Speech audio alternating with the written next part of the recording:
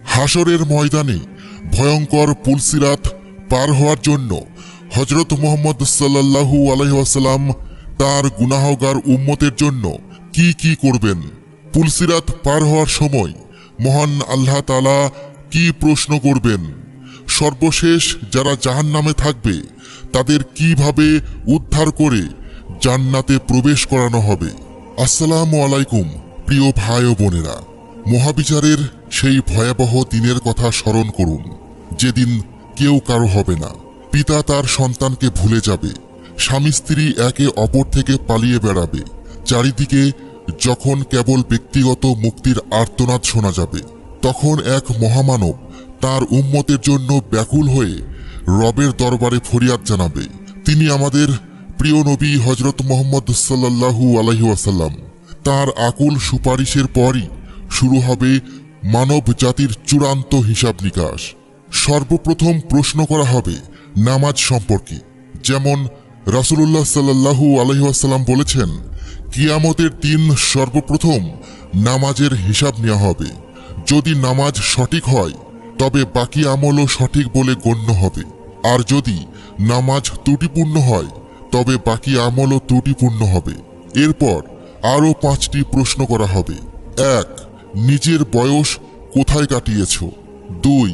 নিজের যৌবন কোথায় ব্যয় করেছ? 3. নিজের সম্পদ কোথা থেকে উপার্জন করেছ? 4.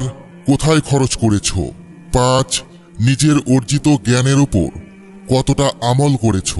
এরপর আমল ওজন করা হবে। যার নেকির পাল্লা ভারী হবে সে জান্নাতের অধিকারী হবে, আর যার পাল্লা হালকা হবে তার ঠিকানা হবে জাহান্নাম। তারপর আসবে পুলসিরাতের পর্যায়। প্রিয় দর্শক, পুলসিরাতের আগে আরও একটি পর্যায় আসবে, যাকে বলা হয় হাউজে কাউসার। এই হাউজ হাসরের ময়দানে থাকবে। যখন হিসাব নিকাশ শেষ হয়ে যাবে তখন মানুষ গরমে অতিষ্ঠ হয়ে পড়বে। সেই সময় তারা হযরত মুহাম্মদ সাল্লাল্লাহু আলাইহি ওয়াসাল্লামের হাউজ দেখতে পাবে, যেখানে তিনি দাঁড়িয়ে থাকবেন এবং নিজের উম্মতকে পানি পান করাবেন। আমাদের প্রিয় নবী হযরত মুহাম্মদ সাল্লাল্লাহু আলাইহি ওয়াসাল্লাম বলেছেন, নিঃসন্দেহে হাউজে কাউসারের পানি দুধের চেয়েও সাদা, মধুর চেয়েও মিষ্টি এবং বরফের চেয়েও ঠান্ডা। এর সুগন্ধ কস্তুরীর চেয়েও উত্তম এবং এর কাছে রাখা পানপাত্রগুলো আকাশের তারার সংখ্যার চেয়েও বেশি। যে ব্যক্তি এর থেকে একবার পান করবে সে আর কখনো তৃষ্ণার্ত হবে না। বর্ণনায় এসেছে যে নেককার ব্যক্তিরা পুলসিরাত পার হওয়ার আগেই হাউজে কাউসার থেকে পানি পান করবে। হাউজে কাউসারের পর আসে পুলসিরাতের সেতু। পুলসিরাত এমন একটি সেতু যা প্রত্যেক মানুষকে জান্নাতে প্রবেশের জন্য পার হতে হবে। এই সেতু জাহান্নামের উপর স্থাপন করা হবে, যা চুলের চেয়েও চিকন এবং তরবারির চেয়েও ধারালো হবে। হযরত আবু সাঈদ খুদরি রাদিয়াল্লাহু তাআলা আনহু থেকে বর্ণিত আছে যে রাসূলুল্লাহ সাল্লাল্লাহু আলাইহি ওয়াসাল্লামকে জিজ্ঞাসা করা হয়েছিল, ইয়া রাসূলুল্লাহ, পুলসিরাত কেমন হবে? তিনি উত্তরে বলেন, সেটি হবে একটি পিচ্ছিল জায়গা, সেখানে কাঁটা ও আকড়া থাকবে। মুমিনরা সেই পুল পার হবে, কিন্তু সবার গতি হবে ভিন্ন ভিন্ন। কেউ চোখের পলকে পার হবে, কেউ বিদ্যুতের গতিতে, কেউ পাখির মতো, কেউ ঘোড়ার মতো, আর কেউ উটের মতো। তাদের গতির এই পার্থক্য হবে তাদের আমলের কারণে।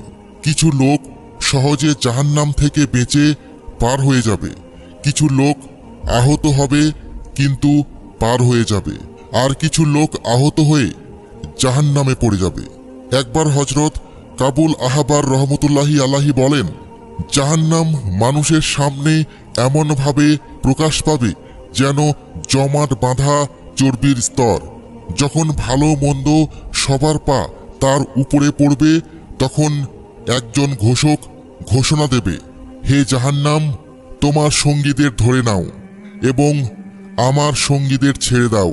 তখন জাহান্নামীরা তাতে পড়তে শুরু করবে এবং জাহান্নাম তাদের এমনভাবে চিনে নেবে যেমন একজন বাবা তার সন্তানকে চেনে। মুমিনরা এমনভাবে পার হয়ে যাবে যে তাদের পোশাকেও কোনো দাগ লাগবে না। পুলসিরাত সবার জন্য চুলের চেয়েও চিকন হবে না, বরং আল্লাহ যার জন্য চাইবেন তার জন্য এটি প্রশস্ত উপত্যকার মতো হবে। সর্বপ্রথম নবী সাল্লাল্লাহু আলাইহি ওয়াসাল্লাম পুলসিরাত পার হবেন, তারপর অন্যান্য নবী রাসূলগণ, তারপর এই উম্মত এবং তারপর অন্য উম্মতেরা পার হবে। বর্ণনা এসেছে আল্লাহ তাআলা হযরত দাউদ আলাইহিস সালামকে বলেন, হে দাউদ, তুমি কি জানো পুলসিরাতের উপর দিয়ে সবচেয়ে দ্রুত কারা পার হবে?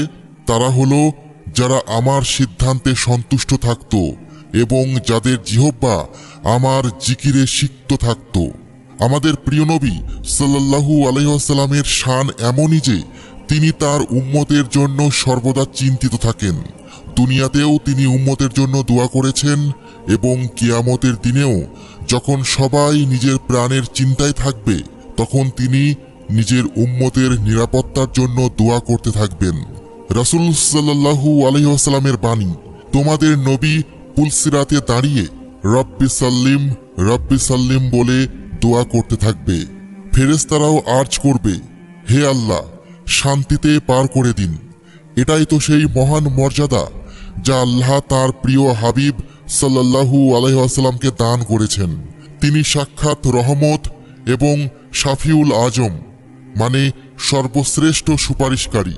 সত্য এটাই যে তার দোয়া না থাকলে কেউ পুলসিরাত পার হতে পারত না। প্রিয় দর্শক, যারা নিজেদের পাপের কারণে জাহান্নামে যাবে তারা সেখানে কিছু সময় কঠোর শাস্তি ভোগ করবে। যখন তাদের শাস্তি পূর্ণ হয়ে যাবে তখন আল্লাহ তাআলা তার রহমতে তাদের জাহান্নাম থেকে বের করে জান্নাতে প্রবেশ করাবেন। হযরত আবু সাঈদ খুদরি রাদিয়াল্লাহু তাআলা আনহু বর্ণনা করেন যে রাসূলুল্লাহ সাল্লাল্লাহু আলাইহি ওয়াসাল্লাম বলেছেন, জান্নাতীদের মধ্যে সর্বনিম্ন স্তরের ব্যক্তির অবস্থা এমন হবে যে আল্লাহ তার মুখ জাহান্নাম থেকে জান্নাতের দিকে ঘুরিয়ে দেবেন। সে একটি ছায়াদানকারী গাছ দেখতে পেয়ে আর্জ করবে, হে আমার রব, আমাকে এই গাছের কাছে নিয়ে যাও। আল্লাহ তাকে সেখানে পৌঁছে দেবেন। তারপর সে আরো ভালো একটি গাছ দেখে তার কাছে যাওয়ার আবেদন করবে। আল্লাহ তার আবেদনও কবুল করবেন। এরপর সে এমন একটি গাছ দেখবে যার পাশে পানির ঝর্ণা থাকবে এবং সে তার কাছে যাওয়ার জন্য প্রার্থনা করবে। আল্লাহ তাকে সেখানেও পৌঁছে দিবেন। তারপর সে জান্নাতের দরজা দেখতে পাবে এবং আর্জ করবে, হে আমার রব, আমাকে জান্নাতের দরজার কাছে পৌঁছে দিন। আল্লাহ তাকে সেখানে পৌঁছে দিলে সে জান্নাতের সৌন্দর্য দেখে বলবে, হে আমার রব, আমাকে জান্নাতে প্রবেশ করান। আল্লাহ তাকে জান্নাতে প্রবেশ করাবেন এবং বলবেন, এবার তুমি তোমার ইচ্ছা প্রকাশ করো। সে তার সমস্ত ইচ্ছা প্রকাশ করলে আল্লাহ বলবেন, তোমাকে তোমার সমস্ত ইচ্ছা দেয়া হলো এবং তার সাথে আরো 10 গুণ বেশি দেয়া হলো।